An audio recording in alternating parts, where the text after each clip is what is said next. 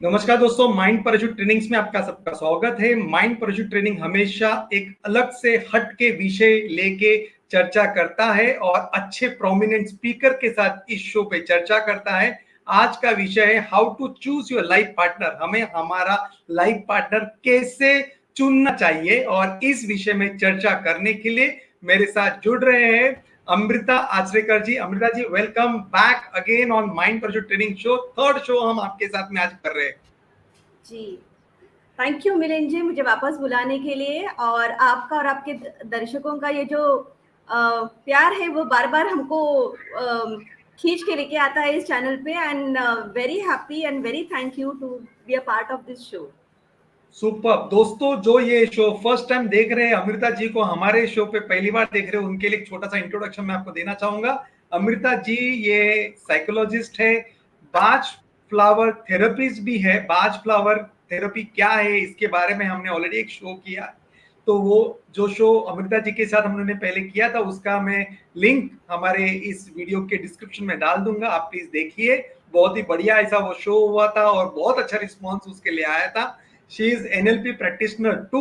तो ऐसे बहुआयामी व्यक्तिमत्व के साथ हम आज चर्चा करेंगे अमृता आचरेकर जी के साथ।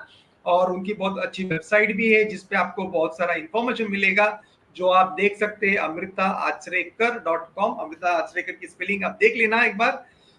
अमृता जी, आज का हम जो चर्चा करने के लिए विषय लेके आए हैं आपके साथ वो है लाइफ पार्टनर कैसे चुने, क्योंकि आप साइकोलॉजिस्ट है और आई एम श्योर आपने बहुत सारे ऐसे लोगों के साथ इंटरेक्ट किया होगा और अच्छे बुरे दोनों साइड्स आपने इंटरेक्ट, आपके जितने भी पेशेंट्स ये या क्लाइंट्स के साथ आपने डिस्कस की है। तो आपका जो एक्सपीरियंस है वो आज हमारे लिए बहुत ही फायदेमंद हो सकता है, हमारे ऑडियंस के लिए फायदेमंद हो सकता है।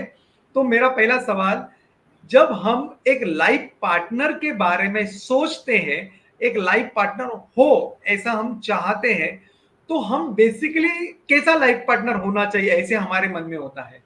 क्या लगता है आपको? ये सवाल मैं पहले थोड़ा सा आपको पूछना चाहूंगी कि जब भी हम लाइक एक लेमन के पर्सपेक्टिव से जब भी शादी के लिए हम लोग लड़का या लड़की देखते हैं, तो एक लेमन के हिसाब से आपको क्या लगता है कि लोग देखते क्या है? क्योंकि मैं हमारे लड़का इंडियन हूं तो संस्कृति मुझे में बीवी चाहिए थी, तो मैंने सोचा कि एक सुंदर सुशील प्यारी सी बीवी, प्यार करने वाली बीवी हो। And I am fortunate enough कि मुझे वैसी ही सुंदर सुशील और प्यार करने वाली बीवी मिली। ग्रेट। तो यही बात हर एक के दिमाग में होती है कि अगर लड़की देख रहे हैं तो सुंदर लड़की चाहिए, करेक्ट। अगर लड़का देख रहे हैं तो उसका बैंक बैलेंस देखा जाता है, उसकी डिग्री देखी जाती है।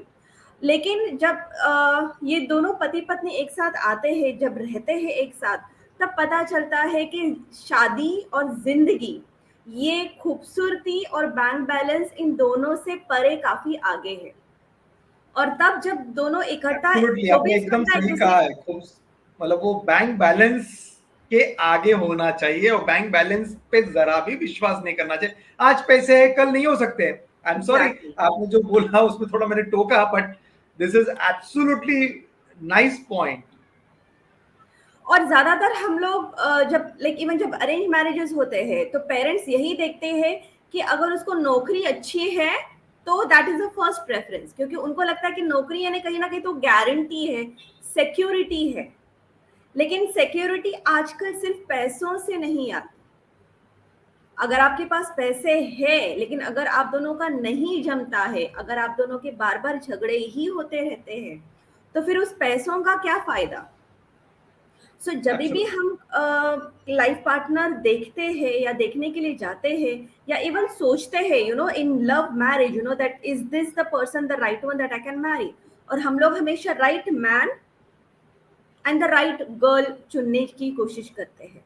But there is nothing as right man या राइट वुमन।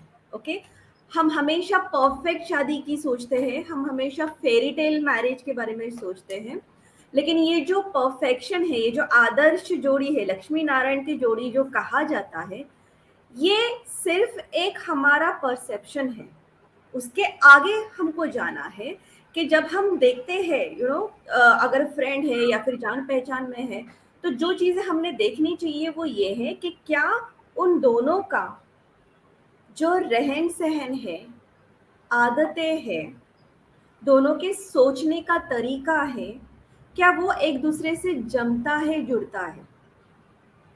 ओके। और यहाँ पे मुझे बहुत बार लोग बोलते हैं कि लेकिन अपोजिट्स अट्रैक्ट। हम्म। हम कहते हैं अपोजिट्स अट्रैक्ट, लेकिन हम लोग लाइक माइंडेड लोग ना चुनने जाते हैं। तो ये जो शादी का जो मिक्सचर है, ये लाइक माइंडेड और अपोजिट माइंडेड, ये दोनों का मिक्सचर होना चाहिए। क्योंकि वेरी सारी नाइस। की सारी चीजें अगर सेम टू सेम हो, अगर दोनों एक दूसरे की जेरोक्स कॉपी हो, तो वो भी नहीं जमता है। तो दोनों में भी वो भी एक तकरार हो जाता है कि मैं आगे या तुम आगे, मैं ज्यादा या तुम ज्यादा, या फिर दोनों मिलके यही करेंगे। So it's nothing absolutely. As कि राइट चाहिए या दोनों का एक सब कुछ मिलना चाहिए। हमें देखना है कि दोनों एक दूसरे के लिए अनुकूल है क्या, क्या दोनों भी एक दूसरे के लिए कंपैटिबल है। क्योंकि शादी के बाद जब दोनों को 24 घंटा एक दूसरे के साथ रहना पड़ता है, तब आदतें सबसे पहले नजर आने लगती है। शुरू शुरू में ये आदतें नजरअंदाज की जाती हैं। कभी कभी रिलेशनशिप के दौरान, डेटिंग के दौरान भी वो चीजें नजर आती है, लेकिन चूंकि वो कुछ पल के लिए होता है, तो हम या तो उस पर ध्यान नहीं देते, या तो सोचते कि चल छोड़ना, एक तो मिलना नहीं होता और मिलने के बाद कहाँ पे झगड़ा करें। कभी कभी ऐसे होता है कि मिलने के वक्त अच्छी बातें कम और झगड़े ज्यादा होते हैं। तो जब भी झगड़ा होता है तो कॉन्फ्लिक्ट मैनेजमेंट ये भी एक बहुत अहम चीज है, कि आपका कम्युनिकेशन कैसा है। आप एक दूसरे के साथ कम्युनिकेट करते हैं, नहीं करते हैं, किस तरह से कम्युनिकेट करते हैं, क्या आप एक्सप्रेस करते हैं या हर्ट, या सामने वाले को हर्ट हो ऐसा एक्सप्रेस करते हैं, इस तरह से क्या आप बात करते हैं, आप सामने वाले को रेस्पेक्ट कितना देते हैं। क्योंकि कभी कभी हम लोग नजरअंदाज कर भी दे, लेकिन अगर रिलेशनशिप में 24 घंटा रहने के बाद अगर रेस्पेक्ट ना हो, अगर डोमिनेशन हो, तो कहीं ना कहीं तो वो बातें फिर एक लेवल ऐसा आ जाता है कि बम फट जाता है। तो वो लेवल ना आए, इसलिए बहुत सारी चीजों को देखना चाहिए। जैसे पेरेंटिंग स्टाइल क्या होगी। पहली बात, बच्चे चाहिए कि नहीं चाहिए। अगर बच्चे चाहिए तो कितना आप एक दूसरे की शादी को आप कितना वक्त देना चाहते हैं। क्योंकि पेरेंट्स जनरेशन बोलती है कि शादी हो गई, फर्स्ट एनिवर्सरी तक बच्चा आना चाहिए। अगर दोनों ने सोचा कि फर्स्ट एनिवर्सरी तक नहीं चाहिए बच्चा, तो वो कम्युनिकेट कौन करेगा और कौन लड़के के माँ बाप को बताएगा। वो भी एक बहुत अहम बात होती है। हर एक चीज, ये जो सारी चीजें होती है, हमेशा लड़कियों को या बहू को पूछी जाती है। और ऐसा होता है कि तुम दोनों डिस्कस करो, लेकिन कुछ चीजें ऐसी होती है कि जो अगर लड़का अपने माँ बाप से डिस्कस करे तो ज्यादा बेहतर होता है। तो कौन अपने मम्मी डैडीज को किस तरह से हैंडल करेगा, एक साथ रहना है या अलग रहना है। क्योंकि जरूरी नहीं है कि आप हमेशा एक साथ ही रहे, आप अलग रह के भी प्यार से रह सकते हैं, आप एक साथ रह के भी प्यार से रह सकते हैं। लेकिन अगर एक साथ रहना है तो एडजस्टमेंट्स बहुत होती है। ज्यादातर लड़कियों को लगता है कि एडजस्टमेंट्स हमें ही करनी पड़ती है। पैंडेमिक के दौरान हम सबने देखा है कि पैंडेमिक के दौरान हम वर्क एट होम, जिसे हम लोग डोमेस्टिक वर्क कहते हैं, घर का काम कहते हैं, और वर्क फ्रॉम होम दोनों किया जाता था। और इस पैंडेमिक के दौरान लोग, दोनों भी कपल्स ने देखा है कि काम का लोड बहुत ज्यादा था।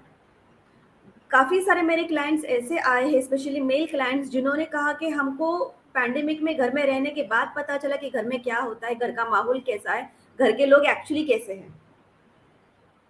तो उनमें बात आती है कि फिर क्या घर का काम बांटना नहीं चाहिए। अगर दोनों मिलकर ईएमआईज भरते हैं, अगर दोनों मिलकर घर चलाते हैं, तो क्या दोनों ने मिलकर काम नहीं करना है।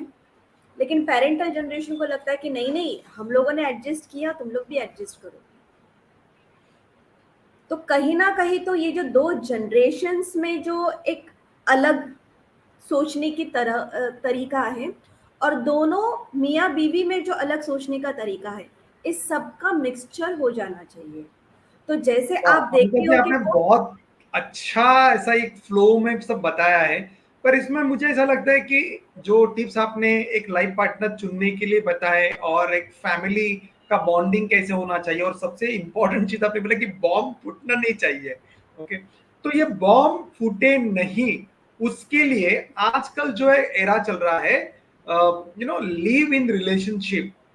शादी से पहले लड़का लड़की एक दूसरे के साथ कुछ समय इकट्ठा बिताते हैं, दोनों इकट्ठा रहते हैं और उसमें एक दूसरे को समझने की कोशिश करते। तो आपका ये लिव इन रिलेशनशिप के ऊपर आपका अभिप्राय क्या है? लिव इन रिलेशनशिप ये एक सब्जेक्टिव टॉपिक है। यहाँ पर मैं अपनी टिप्पणी देने से ज़्यादा मैं आपको सिनेरियोज दिखाऊंगी कि लिव इन रिलेशनशिप के प्लस पॉइंट्स क्या है, माइनस पॉइंट्स क्या है। जैसे एक हाल ही में मेरे पास कुछ कपल्स आए थे जहाँ पे वो लोग लिव इन रह रहे थे, और लिव इन रहने से पहले 2-3 साल उनका डेटिंग चल रहा था, और पैंडेमिक के दौरान दोनों भी शहर में रह रहे थे, दोनों भी घर से अलग थे। तो ये 2-3 कपल्स जो थे लाइक अलग अलग है, they started living with each other. और उस लिविंग के दौरान एक कपल को पता चला कि चलो उन दोनों की कंपैटिबली अच्छी है, दोनों एक दूसरे को समझ लेते हैं, दोनों एक दूसरे को कॉम्प्लीमेंट करते हैं कि एक को अगर नहीं जमता है तो दूसरा करता है। तो उनका वो एक तालमेल जो जिसे हम लोग बोलते हैं, वो तालमेल उनका काफी अच्छे से बैठा, और उनको लगा कि नहीं, हमने जो डिसीजन लिया है लिव इन का वो या फिर शादी करने का, वो सही है।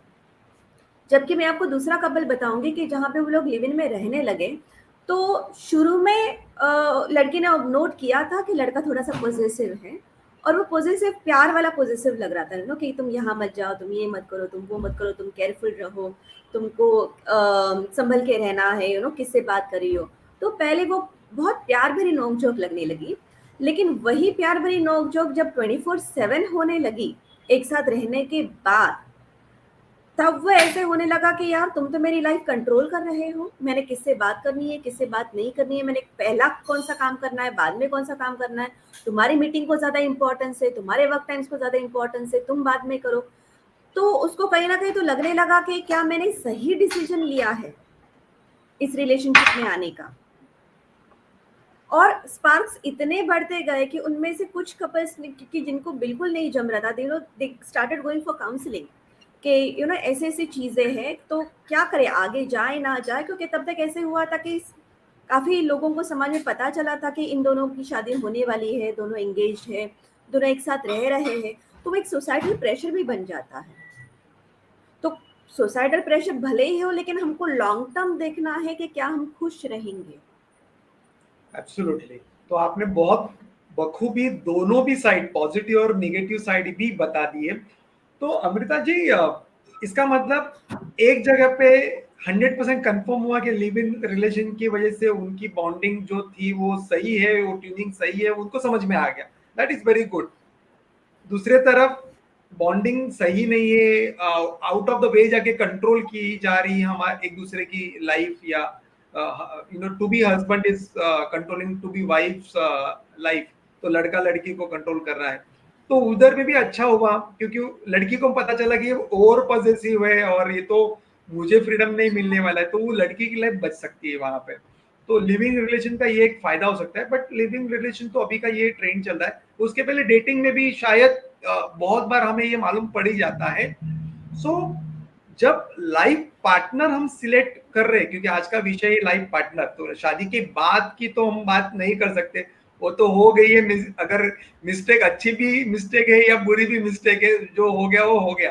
तो आपके जो भी ये अनुभव है उसमें से स्पेसिफिकली संक्षिप्त रूप में आप मुझे बता सकते हैं कि किस तरीके की कंपैटिबिलिटी लोगों को ध्यान में रखनी चाहिए वो लाइफ पार्टनर सिलेक्ट करते वक्त, शायद लड़की को भी और लड़के को। कि हमारे माँ बाप जब उन्होंने शादी की थी, शायद उन्होंने एक दूसरे को देखा भी नहीं था। डायरेक्ट शादी के बाद घूंघट उठता है और मालूम पड़ता है। पर हमारे जनरेशन में तो हमने लव मैरिज देखा है, मेरी खुद की लव मैरिज है, तो कंपैटिबिलिटी चेक हुई है, थोड़े बहुत नोकझोंक भी हुए और वो हमने एडजस्ट भी किए, and we are going well with it. आपका भी शायद वही एक्सपीरियंस होगा। पर अभी का जो मिलेनियल है, अभी का जो ये यूथ है, ये एकदम डिफरेंट है। इनको सब कुछ फास्ट चाहिए। तो फास्ट उनको कैसे मालूम पड़ सकता है कि ये लाइफ पार्टनर हमारे लिए सही है? ये मेरा आपके लिए आखिरी सवाल है।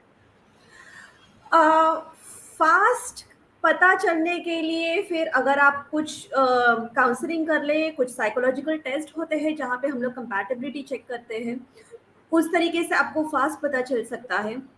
दूसरा एक फास्ट तरीका भी ये भी हो सकता है कि गट फीलिंग पे आपको क्या लगता है आपके पार्टनर या फिर डेट के साथ। जैसे हम लोग बाकी की चीज़ें डिस्कस करते हैं, वैसे हॉलीडेज का क्या राय है, हॉलीडेज कितने लेने चाहिए, खर्चे किस तरह से करने चाहिए, दोनों के खर्चे की आदतें क्या है, कौन कितना खर्चा करेगा, कौन कितना कंट्रीब्यूट करेगा घर की चीज़ों में, इवन कर्जे है क्या, कर्जा लेने की टेंडेंसी कितनी है, क्योंकि भले ही आपकी सैलरी काफी अच्छी लगती है, लेकिन अगर आपके क्रेडिट कार्ड्स आप स्वाइप पे स्वाइप किए जा रहे हैं और आपका डेट ज्यादा है, जो शादी के बाद बहुत बार पता चलता है, तो वहां से भी झगड़े शुरू हो सकते हैं। शॉपिंग टेंडेंसी किसकी कैसी है, कितनी है, ओके। बच्चे पालने का तरीका, जो पेरेंटिंग स्टाइल है वो किस तरह की होगी, किसका कितने घर का इंटरफेरेंस होगा। आजकल काफी बार सिंगल बच्चे होते हैं, तो जैसे बाय डिफॉल्ट हम लोग हमारे इंडियन पैट्रियार्की सोसाइटी में सोचते हैं कि लड़के के माँ बाप को तो देखना ही है, लेकिन आजकल ऐसा भी होता है कि अगर लड़कियां ही है, अगर सिंगल चाइल्ड है या फिर दोनों बहनें हैं, तो उनको भी फिर माँ बाप की रिस्पॉन्सिबिलिटी लेनी पड़ेगी। तो ये भी सारी चीजें शादी से पहले डिस्कस की जानी चाहिए। और there is nothing as perfect कि ये 100% गारंटी है, ऐसा नहीं है। तो शादी के कुछ साल बाद भी आपके इश्यूज आ सकते हैं, कुछ साल बाद भी आपके जो सोचने का तरीका था वो बदल सकता है। तो समवेयर जैसे हम लोग एक Q1 Q2 Q3 का रिव्यू लेते हैं, वैसे हम लोग एनिवर्सरी से पहले या एनिवर्सरी के बाद भी रिव्यू ले सकते हैं कि what is working better, what we need to work on more. क्योंकि जैसे मैंने कहा कि जैसे हम लोग रहने लगते हैं साथ में, तो काफी सारी चीजें निकलने लगती है, और उसमें से हमको देखना है कि how we can move forward. अगर शादी में रेस्पेक्ट है, सेफ्टी है, सेफ्टी वुड मीन कि कोई भी किसी भी तरह का अब्यूज नहीं है, किसी भी तरह का फिजिकल मेंटल टॉर्चर नहीं है, then it's definitely a safe marriage to work on. और दोनों पार्टनर्स को मिलके काम करना है। ऐसा नहीं है कि जब मैं काउंसलिंग में काउंसलिंग के लिए मेरे पास आते हैं, तो ऐसा होता है कि एक पार्टनर ही ज्यादा शादी बचाने की कोशिश करता है, उससे भी काम नहीं बनेगा। दोनों पार्टनर्स को इक्वल कंट्रीब्यूशन करना है। बहुत बार लगता है कि नहीं, शादी हो गई, बच्चे हो गए, अब क्या, लेकिन क्वालिटी ऑफ लाइफ भी कोई चीज है, हैप्पीनेस ऑफ द लाइफ भी कोई चीज है। और हैप्पीनेस भी जरूरी नहीं है कि हमारा हैप्पीनेस पार्टनर से ही जुड़ा है। हम अपने आप को भी खुश करने के लिए हम अपना भी अलग एक अस्तित्व बना सकते हैं। तो इट इज को existence in marriage, and it is also our own life, taking charge of our own life. तो 100% शादी पे निर्भर भी नहीं रहना है, और 100% खुद पे भी नहीं। सो इट्स ये बहुत, शादी जो है मेरे टीचर बोलते थे कि ये एक बॉल डांस की तरह है, जहां पर एक पार्टनर अगर पैर आगे ले तो दूसरे को एक पैर पीछे लेना पड़ेगा। सुपर। दूसरे ने पैर आगे लिया तो this is a synchrony, this is a rhythm. तो अगर आप दोनों का रिलेशनशिप इस तरह से रिदम में है, तो it adds flavour, it adds beauty to the life. अगर ये फ्लेवर मिसिंग है, अगर ये रिदम नहीं है, तो बेसुरा, और वहां पे तीनों फैमिलीज बर्बाद हो जाती हैं। लड़के लड़की के माँ बाप से रिलेटेड भी, दोनों की, लाइक पति पत्नी की, और आने वाला जो परिवार है यानी हमारे बच्चे, क्योंकि कहीं ना कहीं तो बच्चे भी उसमें पिस जाते हैं।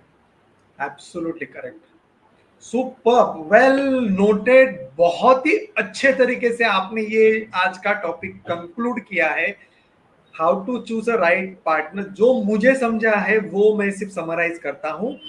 लाइफ पार्टनर के साथ जब हम गुजारते हैं तो वो लाइफ का बैलेंस होना चाहिए। ये एक सीसॉ का गेम है, हमें किसी को ऊपर तो किसी को ऊपर नीचे होना चाहिए। रिदम मेंटेन करना चाहिए, मतलब केमिस्ट्री होनी चाहिए एक दूसरे के साथ, कंपैटिबिलिटी होनी चाहिए एक दूसरे के साथ। बहुत अच्छा जो आपने कहा कि एक दूसरे के लिए रिस्पेक्ट होना चाहिए। जब तक हमें एक दूसरों के लिए रिस्पेक्ट नहीं है, तब तक हम कोई भी रिलेशनशिप, मतलब लाइफ पार्टनर हो या फ्रेंडशिप हो या कोई भी रिलेशनशिप हो, वो हम अच्छी तरह नहीं निभा पाएंगे अगर हमारे रिलेशन में रिस्पेक्ट ना हो। और चौथी बात जो मुझे आपके माध्यम से मालूम हुई, आज के शो के माध्यम से मालूम हुई, वो है कि हमें एक दूसरे को ग्रांटेड नहीं लेना चाहिए, एक दूसरे की मर्जियां समझनी चाहिए।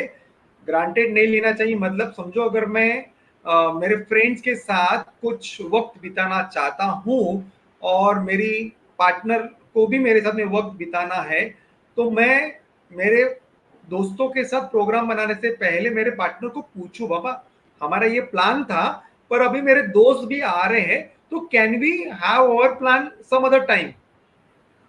अगर पार्टनर एक्सेप्ट करती है तो ठीक है, नहीं तो पार्टनर के साथ आप जाइए और दोस्तों को बोलिए कि ये मेरा प्री प्लान है, हम बाद में कभी वापस मिल लेते हैं, सो दैट क्लैशिंग ना हो। नहीं तो बहुत बार ऐसा होता है कि हम दो तरफ अपनी लाइफ को बैलेंस करने की कोशिश करते हैं और हम उसमें पिस जाते हैं, एक जी सैंडविच बन जाता है।